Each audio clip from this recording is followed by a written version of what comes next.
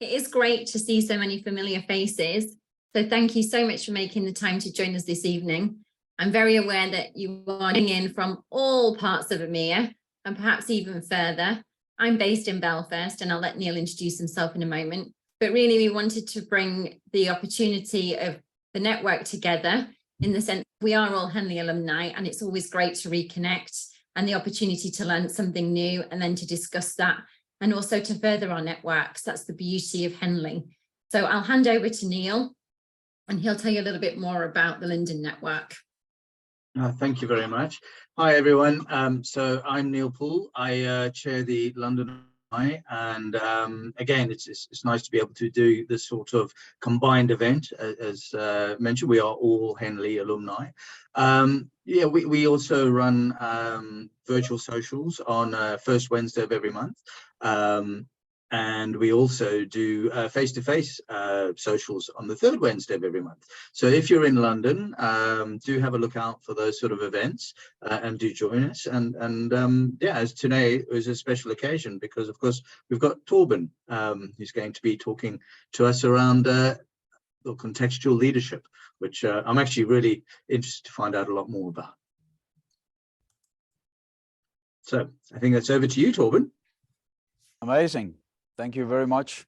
Let's just change to this format instead. And good evening to everyone, or perhaps good afternoon, wherever you are in the world. I'm Torben Nørby. I've had the pleasure of doing the DBA at Henley, and what I'm going to talk about today is from that research. So what we are going to do is that we are going to dive in regards to saying, okay, why is it relevant to focus on leadership context? And that will lead us into just a bit about the research first stage, because that transitions us into what is leadership context. Then a bit from the second stage of the research, because that gives us the segue into the ability or the how of working with leadership context. And then I'll give you a couple of examples on contextual leadership, and that will tee up the discussions in the group discussions, and then we'll end up with the Q&A. So that's the idea of the flow. Now we're going to cover some ground over the next 20 minutes. So if questions pop up or anything pop up on the way, please throw them in the chat. If we can't answer them now, we'll try to get back to them when we get to the Q&A. Now, there are 5 practitioner reasons for being interested in leadership context, and these are some of the reasons that I embarked on the research originally. First and foremost, if we understand leadership context, we can match our leadership style to the context. So if I'm leading in a high risk intensity environment, I need to do something differently than if I'm leading in a low risk intensity environment. If I'm leading very highly skilled employees, I need to lead them differently because they've got different expectations than if I'm leading more operational employees. And in that manner, there is a lot of demands and expectations and needs to my leadership style, my approach, coming from context. Next part is I can shape context to help me support performance and engagement. And that means that if I want an agile organization, I can develop the empowerment culture, I can delegate mandates working on decentralization, and that will help me raise the agility, and that will help my leadership, because leadership is all about the impact. Now, another reason for being interested is when we recruit across contexts. So when we get a new colleague, a new leader into an organization, the first thing we should be doing is to synthesize them to the context so they understand the levers, the important parts of the context, so they can play into the context and lead effectively. Also, sometimes we recruit to change our own context, our culture, our structure, the balance between autonomy or alignment. So we need to understand that when we recruit. Then, when we tailor training, it's immensely important that we understand the context. Being a leader in the military demands some different leadership skills than being a leader in a municipality. And it's very difficult to compare unless we go below that and start looking at the factors that drive these different demands to leadership.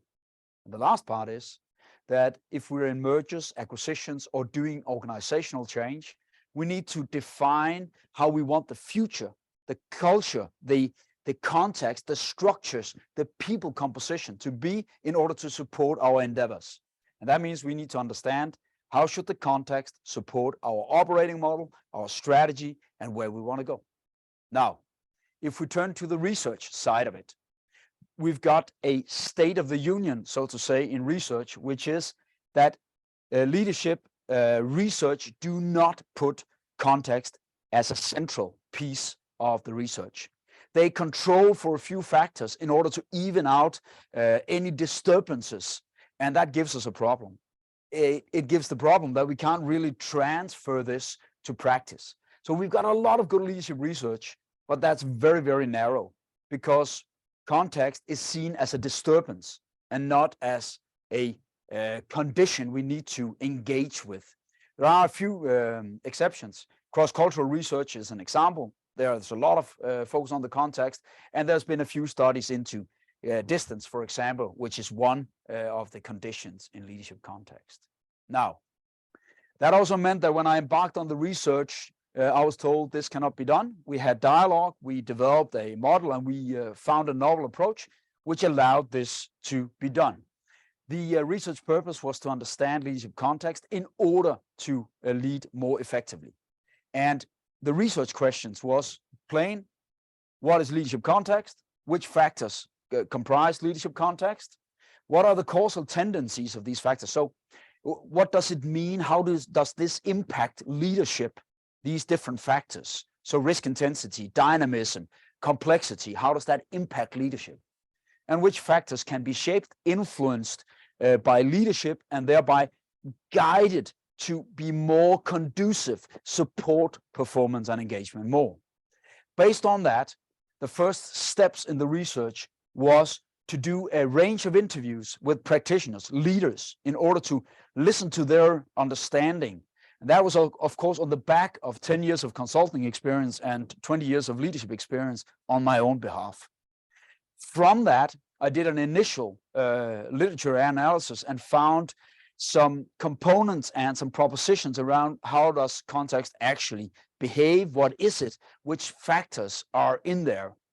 That was followed by a 2-year stride, a thematic analysis of 70 review articles pulling together other research articles across 7 strands and covering 3,478 studies, empirical studies, and 400 conceptual studies. So that took a bit of time, but it also meant that I could craft a framework with factors where their impact on leadership had been proven in research. I took that to some validation studies or some validation interviews in order to make sure that I was still on track with what practitioners actually were understanding. Now, that gave me an opportunity to understand the first and most important thing about understanding context, and that is we need to set a criteria for which factors are we interested in when we talk about context. And that turned out to be any factor that can influence leadership, not leaders, but leadership. So that means that that can just as well be one colleague assuming leadership temporarily and exercising leadership to her colleagues. It can also be the designated leader. It can be leaders at all levels.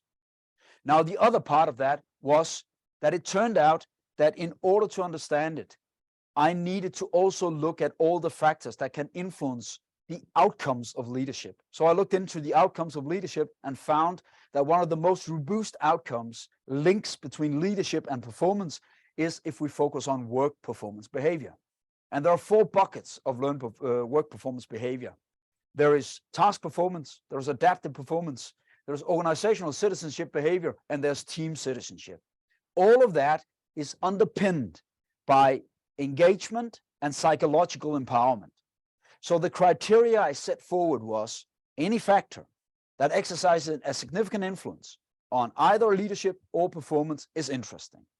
And that led to the understanding, kind of finding out which parts of the research was relevant, and that was what I took into the next stage of the study. But let's look at the structure of leadership context first, because that was actually the first finding, so to say, a range of propositions that gave us the opportunity to actually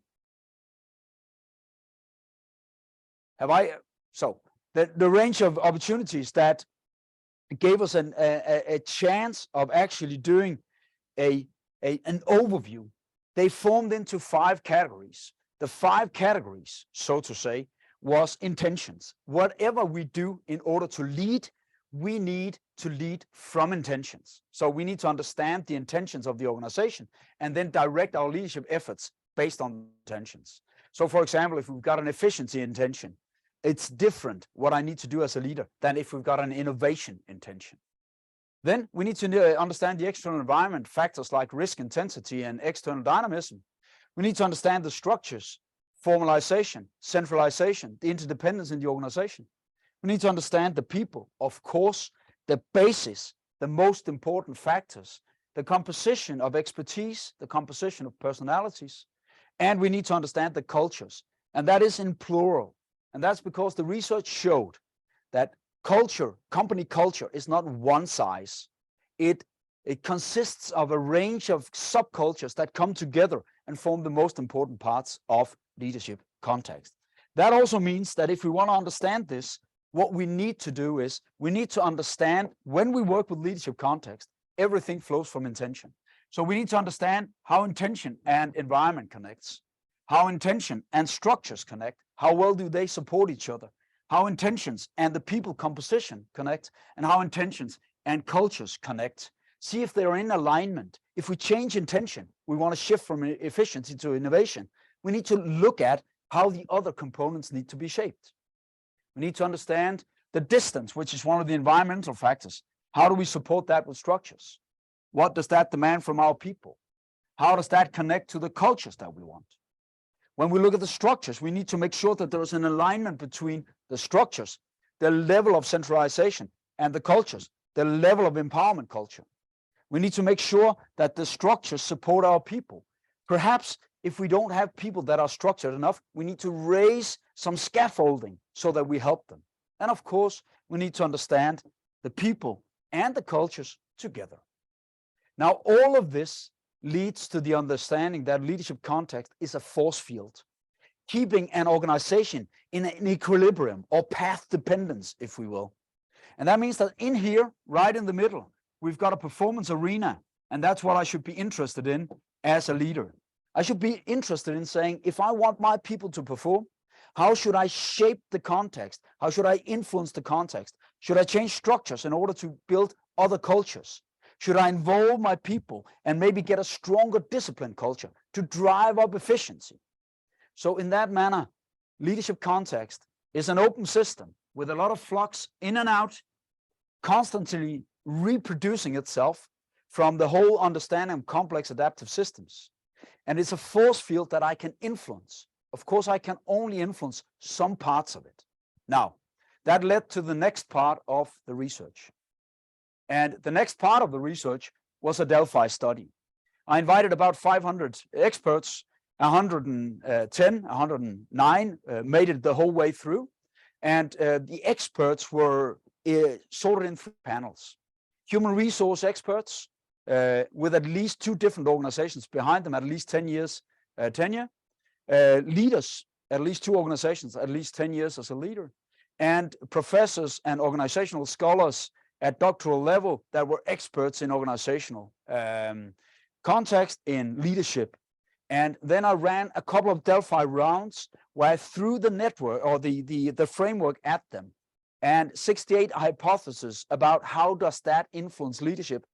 And then they started confirming or contesting that, commenting on that, leaving me with more than 100,000 words of qualitative comments and statistical agreement in each panel on each factor and across all panels in order for the factors to make it through. And since that research and my thesis in 2021, I've continued the research. I've just published a website and the survey, the Leadership Context Inventory, which is operationalizing this. I've also been writing a book and I'm doing more interviews in order to keep honing the framework. My ambition is to talk to the practitioners because I do believe that this is needed in the practitioner world. Now, what does this mean? It means that, first of all, the second research question, which factors should we consider if we look at leadership context? Well, when it comes to intentions, there are 4 intentions: the purpose, efficiency, innovation, and human capital intention. They drive different demands to leadership. There are, in the external environment, we see external dynamism, complexity, we see risk intensity, and we see distance. We can't do anything about those, but we need to adapt to them and make sure our organization can meet them. That's where the requisite variety comes from. Here, structures, centralization, formalization, internal complexity, interdependence, resource constraints, and the hierarchical placement. And then 12 subcultures that emerged from the research and told us that there is a link between the cultures and the intentions in an organization. So culture is not one, culture is composed by these subcultures, and it's almost always 1 or 2 of those that are the most important ones. Now, the third research question was, what are the causal tendencies? How does this work? What is it that it impacts leadership and performance with? And it said, all the blue ones have got guiding effects on leadership.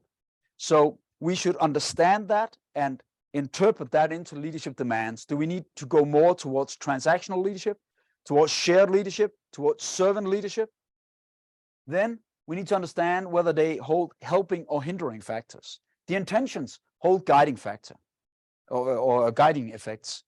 The environment, the structures, and the people, they hold helping and hindering effects to performance and leadership. The cultures hold helping and hindering effects to performance and to leadership. But that holds no guiding effects. That was anyway what the research showed. The last research question was, what can we do about it? And we found that there are 3 approaches, 3 strategies that emerged again and again among the participants of the study. You can in or decrease the structure. So you can increase centralization, you can decrease centralization. You can do the same with formalization.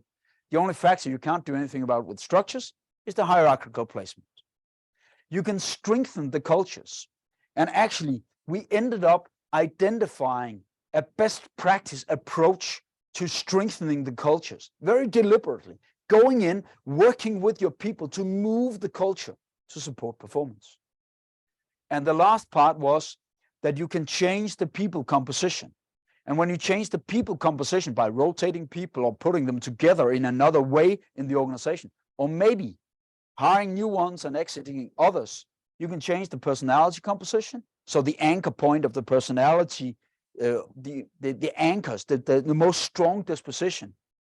Value composition, which is immensely important when we are working across cultures. So that's where we talk about authority orientation, or we talk about we or I culture. And down here, the expertise composition, which is important because leading very highly skilled employees is different than leading very manually operating employees. Now, this is basically the summary of the study. And that, of course, allows us to say, but then we can understand leadership context as any of these factors that influence performance and leadership in my context. So the demand for me as a leader is not to try to boil the ocean. It is for me to try to say, okay, if I look at what we are intending to do, are we trying to drive efficiency in this manufacturing department? Are we trying to do innovation? Are we trying to change things, which is also inside the innovation intention? Is that our intention? Then I can ask myself, what are the operating conditions? What do I need to do on the structure side, on the culture side, and how do I get my people to do that? Do I need to change composition, increase diversity, or what do I need to do?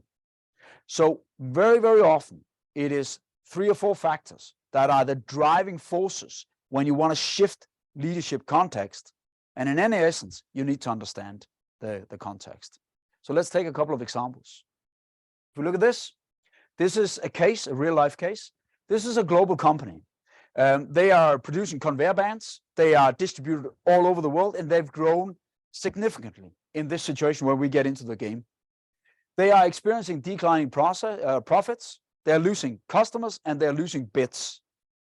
Now, the feedback from the customers is that the decision speed is too low and the flexibility in their solutions is too low. So they are losing ground based on that. So what we did was that we tried to say, okay, you've grown the organization. What parts of the context are not supporting performance and engagement? And where is it that your leadership is not strong enough to drive this through in order for you to succeed? And it turned out that the purpose intention, which is to do tailor-made conveyor bands for small and medium-sized companies, that was not strong enough in the organization, understood strong enough. So that guiding effect was not understood well enough. The efficiency intention, which is that we need to be able to adapt this and deliver fast, that efficiency was not lived in the organization. Then we needed to understand that we were leading an organization that was dispersed over a vast geography, so we needed to take distance into account. Then we understood that centralization was off the mark right now. They were too centralized. They needed to decentralize in some way in order to get the speed. In order to decentralize, they needed to upskill, they needed to change the expertise composition, because else the local people would not be able to take the informed decisions and keep the profit and make sound solutions. They also needed to change the value compositions in a couple of the offices, because the authority orientation, that means we won't take any decisions without the boss saying so, was too strong. And all of that because they wanted the purpose culture to be the driving force rather than rules and going by standards. And they wanted the empowerment culture to drive an agility so they could pick up the business locally and immediately respond rather than being too centralized and too slow. So this is a real life case of what they did was that they looked at the context, found the few levers, and then influenced those. Let's take another example. The guy here is a leader who moves from manufacturing. He was a head of production in one company to becoming head of research and development in another company. Well, when we got into the game, he identified that the innovation intention is the key driver in this setup.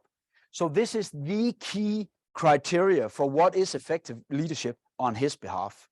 That's a difference to his prior company, where he was in a position where it was the efficiency intention that was the key driver.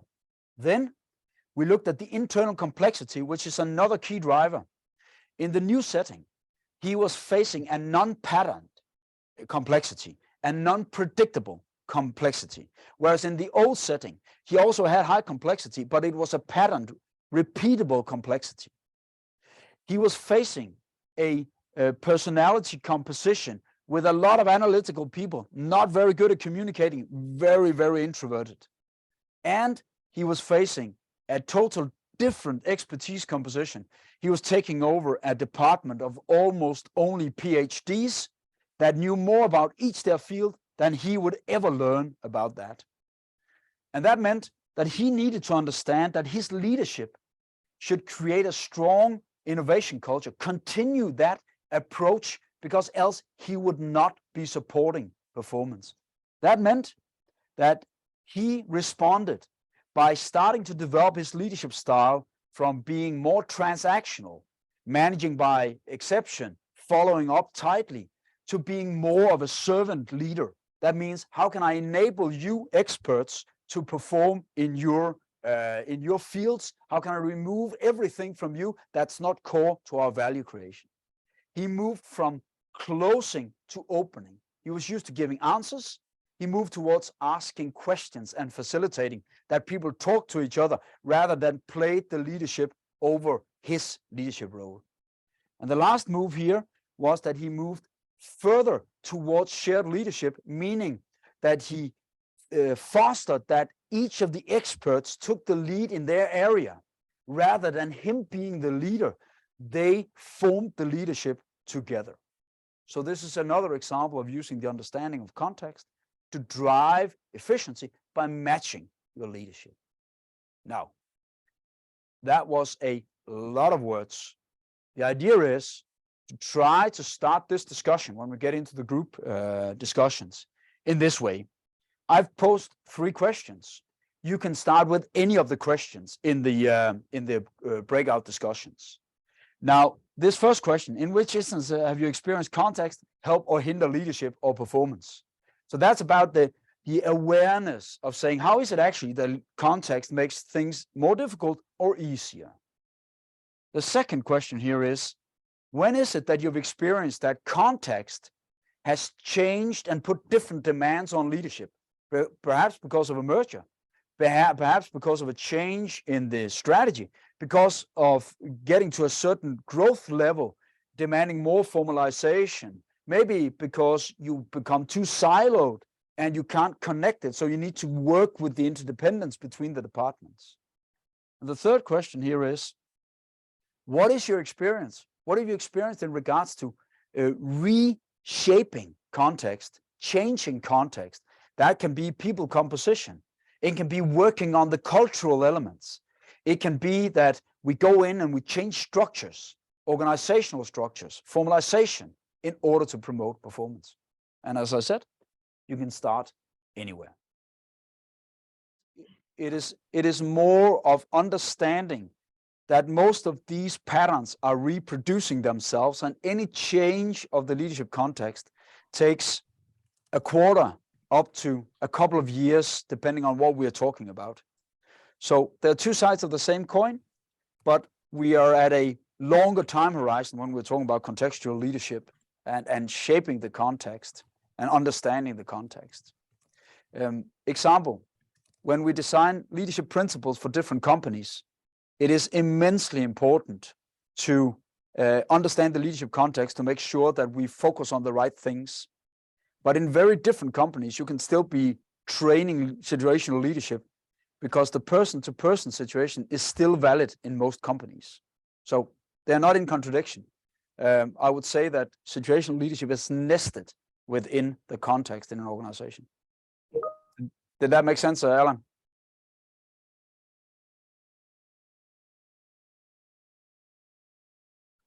I can see, I saw some reaction, but you're still muted, so you're muted again.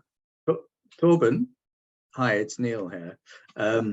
I was just wondering, in terms of the framework, to become familiar with this framework, because of course you've got the, you're identifying the factors, the causal tendencies, and then the shaping, and then there's a certain structure in that. Yep. You've obviously used it in earnest in an environment, in work environments. How have you found that people sort of adapted? How long does it sort of to get your mind around how to use the framework in a good way? Because it's obviously the first time we're seeing the framework today. Yeah. And so the main notion here is that the framework is not something you should be carrying around and then pulling out and say, what am I going to do now with leadership?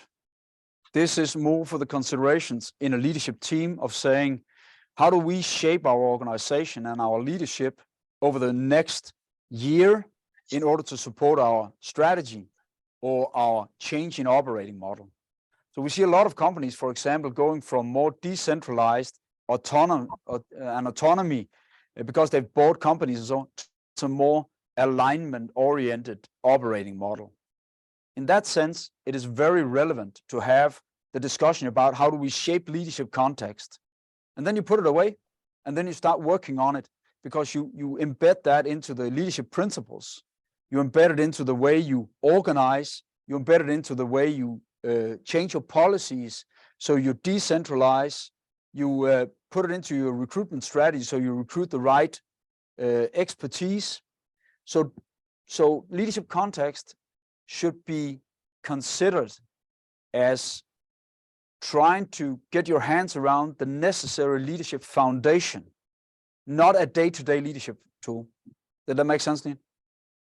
Yeah, I think so. I think it's just, it's how to become a practitioner, I guess, around contextual leadership, in terms of understanding the tool. Yeah. Because it looks as a very powerful tool. It is. Getting one's head on how to best use it. Yep. But let me give you an example, because there is an inner structure here. We haven't covered everything, but let me just give you an example of a very good use of it. So you can see here that we've got the intention. So the first thing that I do when I work with a company is that I try to understand what's your intention. And if their intention is, for example, like Google, to drive, get the right people on board, then no matter what, then they'll figure out what to do. then I would immediately look down here. Okay. Because what's down here relates to the human capital intention. What's up here on the purpose intention relates to these three cultures. So what's interesting, and of course you can do the same with these and these, because they relate to the four intentions. And that's a very clear finding in the research. There's a clear pattern that there are certain cultures that link to certain intentions. So if you understand their strategy and their operating model, you can turn around and say, how is it going with the culture that should support that? And very often, their culture is a legacy that's not reflecting their current strategy and operating model. And then we can look from there and go to the structures and talk about decentralization, centralization, and then go back here. And so it is more of a going into the design discussion, getting that, and then choosing one or two things you want to work on, and then that's your focus. So the practitioner part is very much about the analysis together with the leadership group. And I work with a lot of senior leadership teams, and I don't necessarily present them to the framework, but I work my way through the framework with the senior leadership team by asking questions. And that means that I can give them a diagnosis that is rather clear. There is a lot of examples of how you can make the culture structures and people composition come together to support the external environment and the intentions out there. So that was a long answer. Sorry, Neil. No, it's actually really helpful because it's for me, what it's done is it has shown me how to use the model. It's the first sort of time on my mind is sort of getting, okay, I can see where you're going with this. And what's also interesting, what I feel that I got from that is that you don't have to use the whole of it, all the elements. It's just about, well, what particular elements matter. So consider it a radar, and after you know what pings the most on the radar, then get your hands on that, and once you've got a hand on one of them, there's almost always a knock-on effect between that factor. So there's almost always a connection between intention, structures, cultures, almost always, and then you need to look at the people composition, but intentions, structures, culture. If you can see how that keeps an organization on a track, then you can start talking about people composition, because that will influence it, right? That's perfect. Thank you. I think we've got some questions. We do, and a couple of hands up. I think Lindsay had her hand up, so yeah. Lindsay Allen.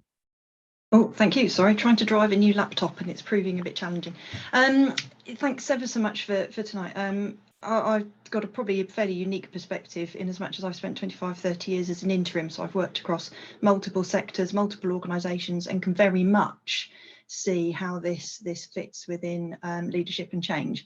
And I'm slightly amazed that this hasn't been something that has been picked up before and looked at, because it's so central to everything. Whether it's just one of those blindingly obvious things that nobody really stopped to thought about, I don't know. But just looking at it and thinking back about my experience working in some very challenging organisations, I started with kind of 3 additional things. I just wondered where these had come up in your research, and then I thought 4th one, so apologies, a bit long, but That's okay. There's something about the leader themselves and their values and their understanding of their self and their role. There's something for me about the mandate they have going into an organisation. So whether that's their power, status, expertise, whatever, what's within their remit to influence in terms of change, because you may wish to do all sorts of things across all those different areas, but not have the authority to do so. And then as I was wondering as well, because again, with an interim hat on, energy and timeline were 2 key factors for me, whether it's a marathon or a sprint essentially. You know, again, what time horizon are you looking at to be able to affect anything? However, again, you might understand it, if you've got only 3 weeks to do it, you're probably not going to make a huge amount of impact potentially.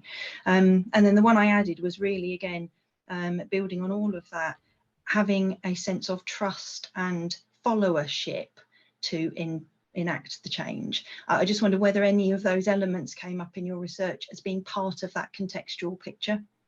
So let's start from the back end. So followership is an immensely important part of organizational citizenship. So that's an outcome of leadership. So if you don't have strong followership, you don't have the grip, and that means you can't change people's minds. You can't change their behavior, and that means that makes culture change very difficult, and also makes expertise change and value change very, very difficult. So if we work our way backwards from there, the energy and the timeline is a consideration. Time is in the research here considered an intensifier. So if you have a shorter time span, some of the contextual factors are more intense in their impact. External dynamism is an example.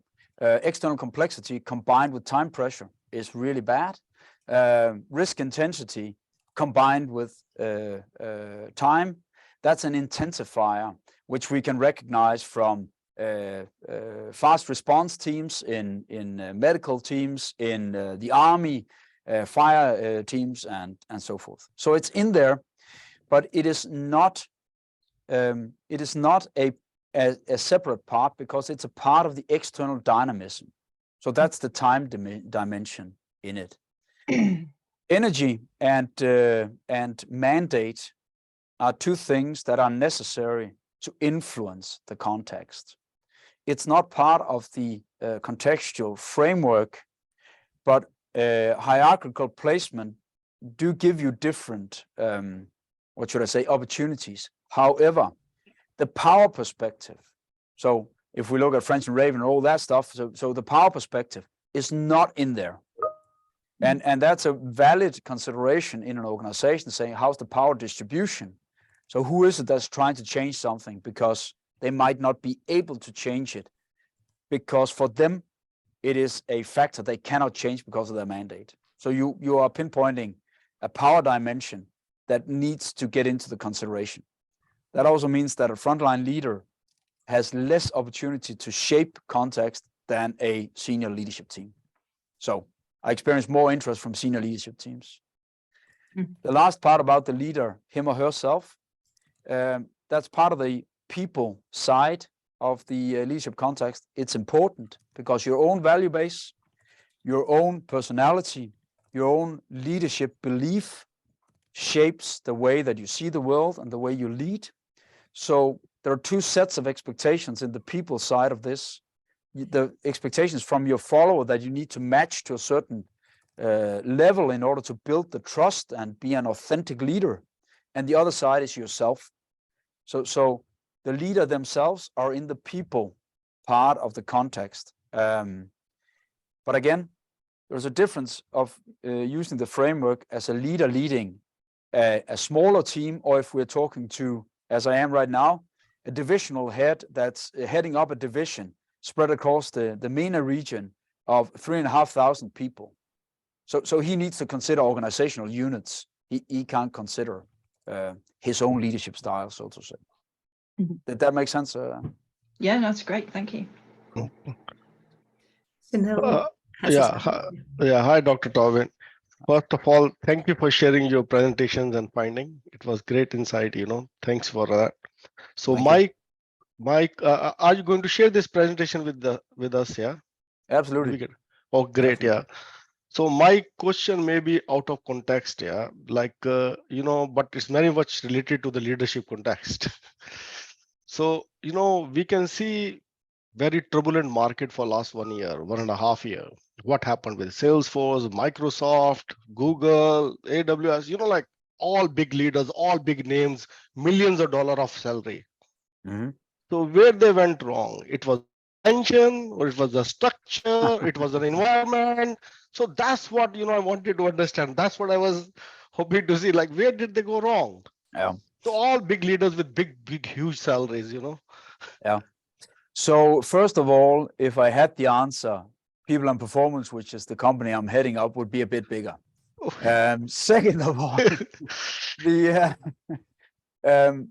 the answers when we get into an organization is never single-threaded. It is always some kind of combination that keeps them on a path dependence. So if you take, let's take an easy example. If you take Enron, their ethical culture was absolutely too weak. Okay. Yeah, and that meant that's an easy one to pinpoint, but that's not enough. because if you look at the structure side, their governance was not strong enough. So you could have mitigated this with governance. They had not. And then there's whole lot of the whole derailment part of leadership and the whole black side of leadership plays in.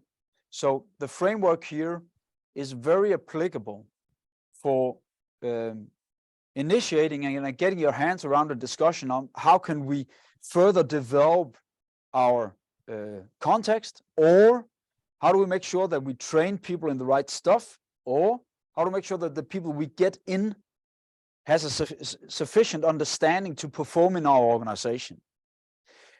But as any other organizational framework, no matter which framework you take, it can only explain a part of reality. So doing the analysis at Microsoft overall, that would be a big. I think that they need to call McKinsey instead. Then McKinsey can call and they can borrow the framework, because their organizational health index are missing quite a bit of the factors that are necessary to understand context. Yeah.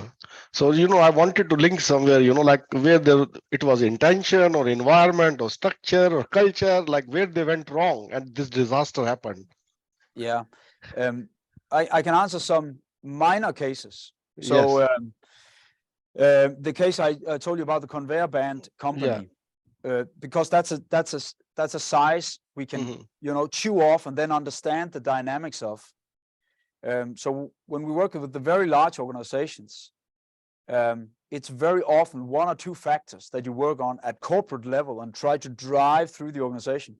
So I'm working with an organization that's got 400,000 people globally, and they are on a journey where they need to centralize parts of their business and empower another part of their business. So shift the ownership to be more local, but shift the conceptualization and tools to be more central. And that's doable. So now we can start working with those two movements and say, how do we make that happen based on the framework? So we can't explain the whole world, but we can for sure move significant parts of how the organization works if we understand leadership context. Thank you very much. Yeah, thank you very much. Thanks. We have a question from Vinath Kumar. So the leadership style is very similar to servant leadership. Would you say it's the same, or are there any differences? So different parts of the leadership context calls for different parts of the leadership styles we know. So servant leadership, which is about enablement, which is about paving the way for your people, which is about providing the frame so that they can release their potential and perform, is very important when we are talking about the innovation intention. It is also important when we talk about the efficiency intention, but it needs to be combined with a more transactional leadership mindset, because you need to manage exceptions, you need to reduce variation, and you need to standardize and drive that up. And there you can't do that alone with servant leadership.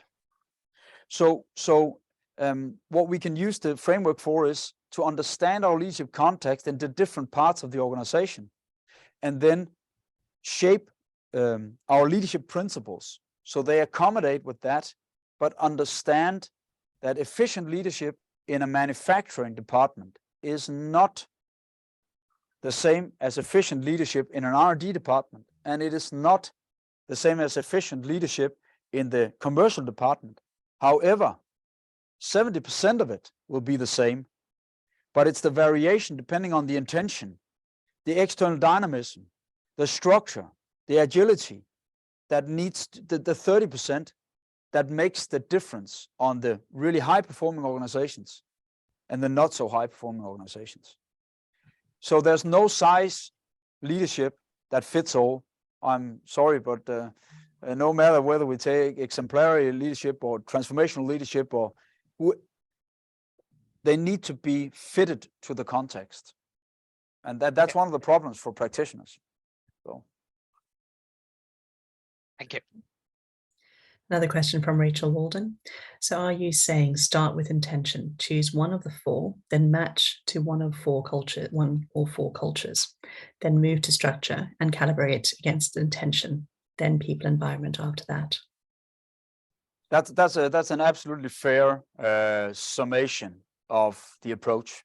So always start with intention, always. And from there, sometimes if it is the human capital intention, you go directly to people. And if it is the innovation intention, you go directly to culture. If it's the efficiency intention, we need to visit structures, because the standardization, the formalization of reducing variation and making sure that you've got predictability and repeatability in the organization, that very often comes from structure.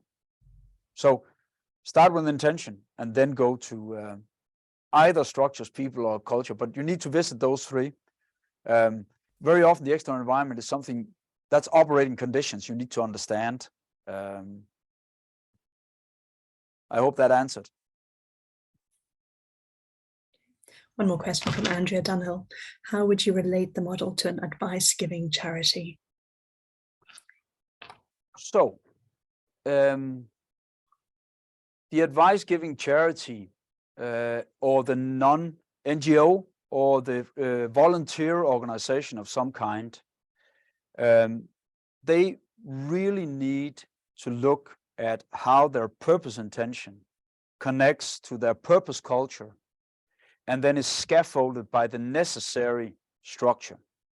Because that's driven by an energy coming from a purpose that is central to the organization's value creation, be that helping other people, making kids learn more, saving environment, or another cause, which is the fuel.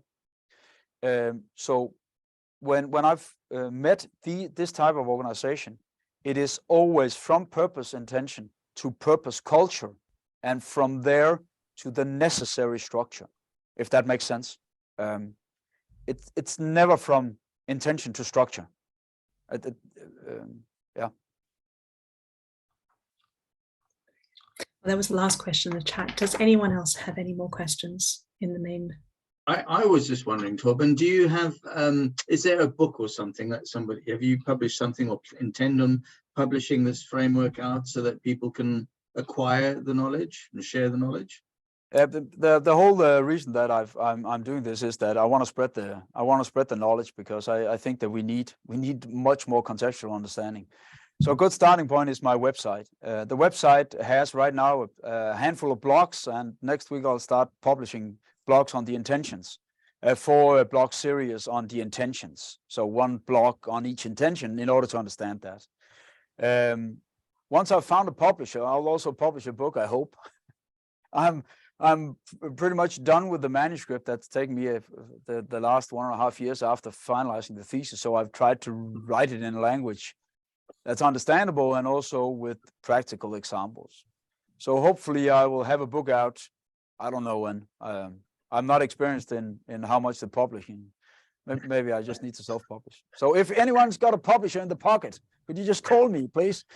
Torben, I can help with that, because we have an alumni here in Belfast who's published 1 book with a fellow alumni from coaching and has another book in the works.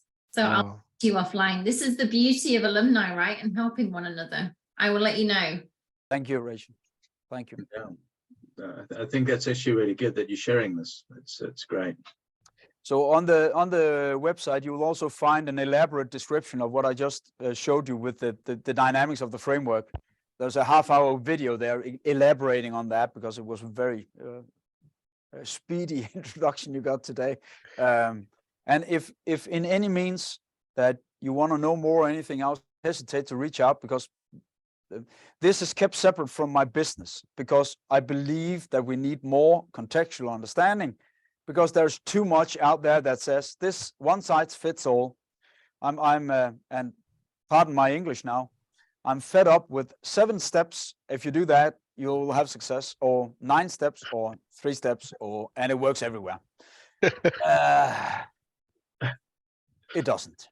You need to take the principles and then look into your context and say, well, okay, that makes sense, and those 2 things I won't do here because that will collide with our culture, or it won't work, or my people are in another place than this, and so I'm all for good practical tools, but I'm also all for sensitizing it to the context, so we hit the marker. So, sorry, you hit a button. There is another question that came in. Please. How would this framework relate to mining? How would you apply this in a mining context? So, like in the industry. Mining. Yeah, that's a good question. Actually, I had one of the research participants is a CEO heading up a mining company in Canada, who provided input as everyone else and commented on the different contextual factors and recognized. So what he talks about is that he can for sure see that there are strong cultural elements in the mining industry that needs to be shaped. He needs to have a certain safety culture. He needs to have a good, what should I say? It's not necessarily the discipline culture, but he needs to install a self-governed discipline. And you can do that either by having a strong purpose culture, a strong empowerment culture, or a strong discipline culture. And because they are very self-led, that was anyway his reflection, because of the way the industry is. And he also talked about the necessity of formalizing certain standards and really adhering to those standards. But at the same time, acknowledging that the people you're working with are very independent. So I think that's a very short summary of what I remember from his discussions of what was he. How does that resonate with your experience if you've got insight into that industry? I don't know. The question was actually from, let me see, the name is Dr. Baba Alatoy. So maybe if he can comment, I don't know. No. But I think what was interesting straight away, there's, the safety context that you brought up with the mining thing. And I've just thought about the recent, mining incidents in China. Straight away, I'm thinking safety, because of course it's a very dangerous environment that people work in.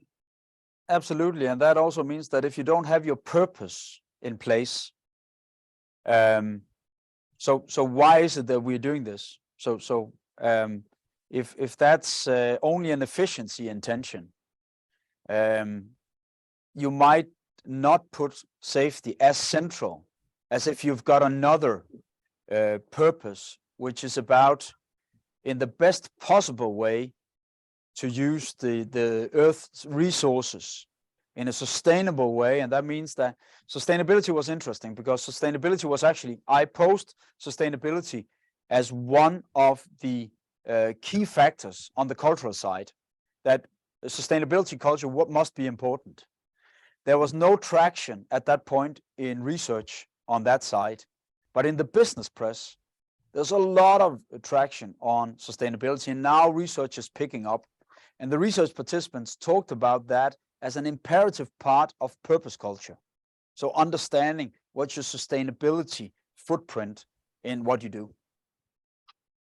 Okay, so here's an sorry. This is what you're saying, and it's triggered my sort of thinking about, well, forward thinking and strategy. In a way, it's, you almost need to understand your vision, your strategy, what vision, all of that together. But what happens if you've got an emergent strategy?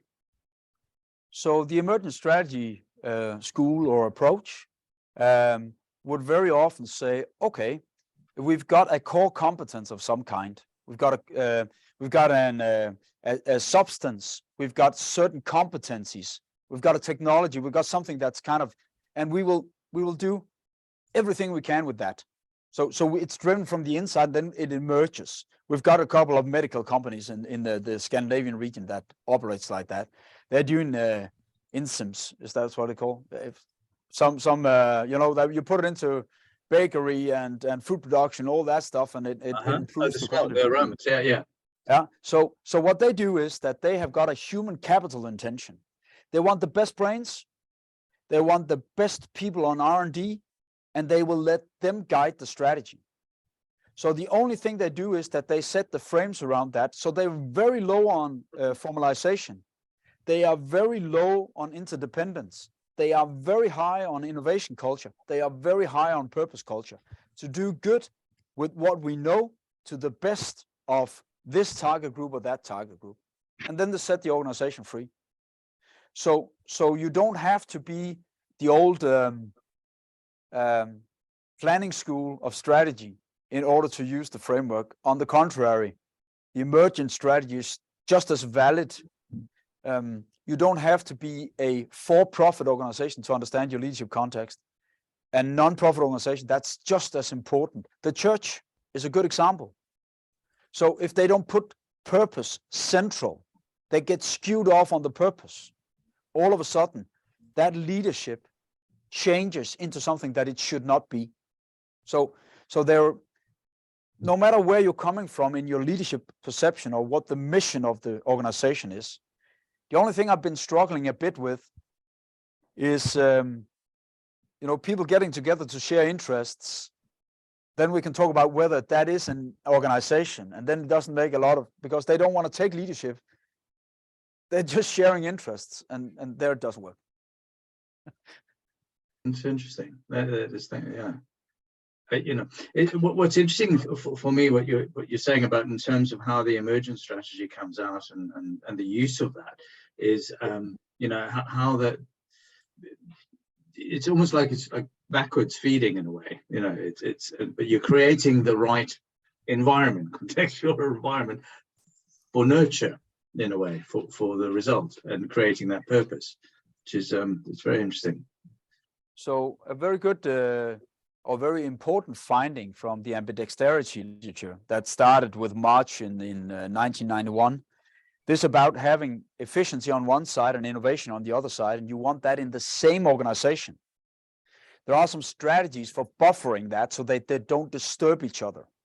But a very plain example is if you formalize the business case process based on an efficiency intention, and you take that formalization and apply to the innovation intention, then you want a full business case before you embark on the innovation. You can't get that. So this is a very good example of skewing wrongly in the leadership context. It's not set up to promote innovation, but the guys that are leading think that they are doing the right thing because they are leading as if they were in the efficiency intention. And once they're sensitized to that, they find out that you need to upfront invest and then do milestones. So you learn, define the learning, and then go to the next level on the innovation side. And that's a total different business case approach, a different formalization.